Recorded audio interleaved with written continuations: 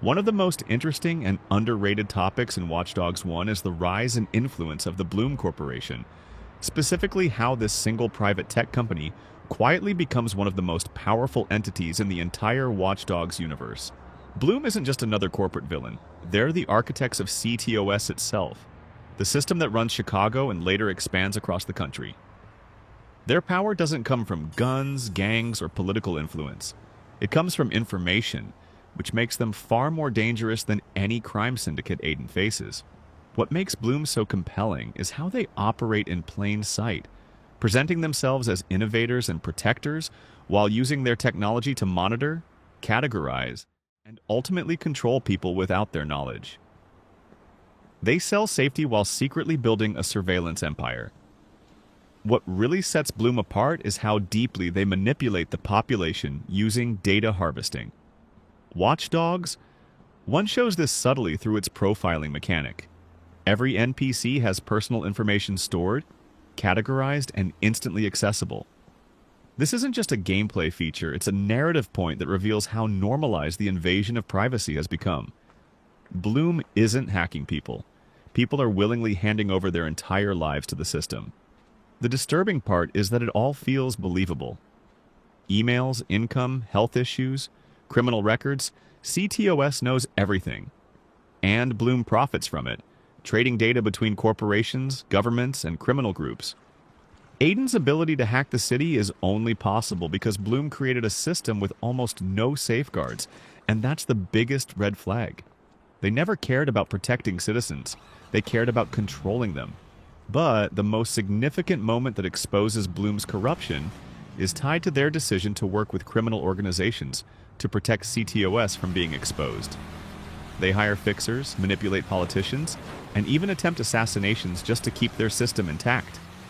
One of the best examples is their involvement with Iraq, the gang leader who runs the Black Viceroys.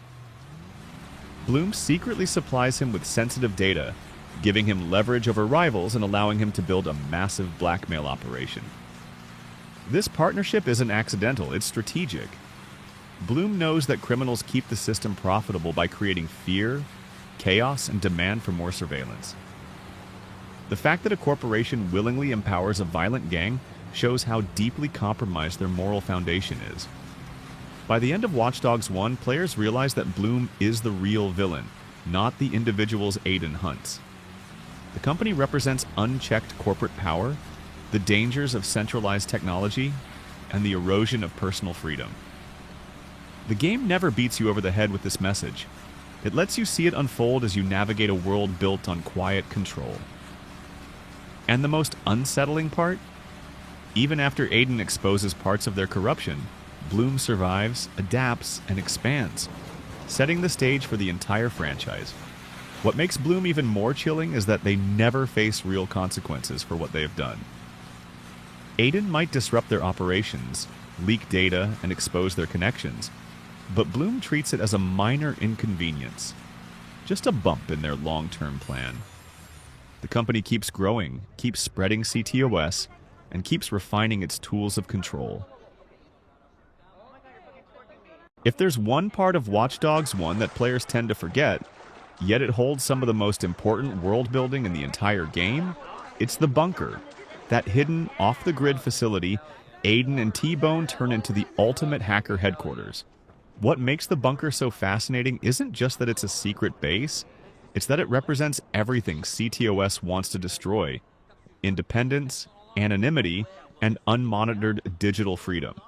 The very existence of the bunker proves that the city's surveillance network is far from perfect, and that someone, years before Aiden, had already been fighting to stay outside of Blume's control. The bunker originally belonged to a hacking collective called the Default Crew, long before Aiden even knew it existed. These weren't just small-time hackers. They were people who fully understood the dangers of centralized data control. They saw what Blume was planning and built the bunker as both a hideout and a digital fortress. Everything inside it was handcrafted to avoid detection. Isolated servers, analog backups, manual switches, hardwired encryption, and no connection to CTOS whatsoever. In a world where every apartment, every camera, and every smartphone was tied to one citywide operating system, The bunker was a technological rebellion carved straight into the shoreline. But what's easy to miss is how insanely difficult it is for Aiden to get access to it. The interlocking power stations he has to reroute are leftover security measures from the original crew. Not traps, but safeguards designed to prevent a hostile takeover.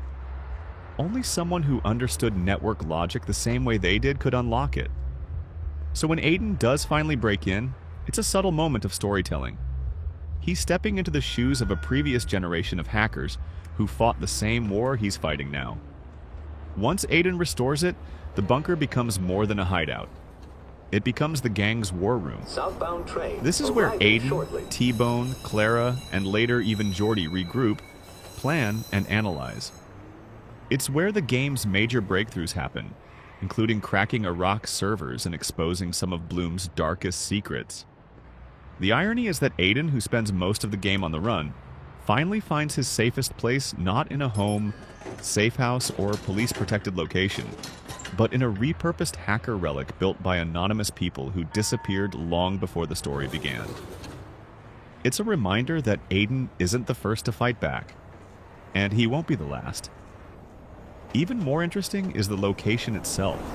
A tiny private island off the coast, hidden behind decayed fencing and rusting industrial structures.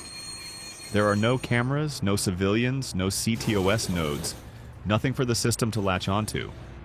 It's the only space in the entire game where Aiden isn't being watched. That contrast is deliberate.